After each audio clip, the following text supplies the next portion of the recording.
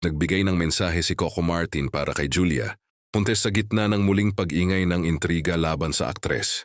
Umani ng iba't ibang reaksyon ang balitang naudlot ang seryeng si Gabo, kung saan may ilang nag-uugnay kay Julia bilang dahilan ng umano'y delay ng proyekto. Dahil dito agad na nagsalita si Coco upang linawin ang issue at ipagtanggol si Julia mula sa mga akusasyon. Ayon sa aktor, walang katotohanan ang mga paratang at hindi dapat ibunton sa aktres ang sisi sa naging desisyon. Tungkol sa serye, ipinaliwanag ni Coco na ang pansamantalang paghinto ng si Gabo ay resulta ng pinagkaisang hakbang nila kasama ang buong production team. Aniya, mas pinili nilang magpahinga muna upang mas mapaghandaan at mapaganda ang proyekto sa pagbabalik nito. Nag-iwan din siya ng mensahe ng suporta kay Julia na anya'y patuloy na nagbibigay ng dedikasyon sa kanyang trabaho sa kabila ng mga intriga.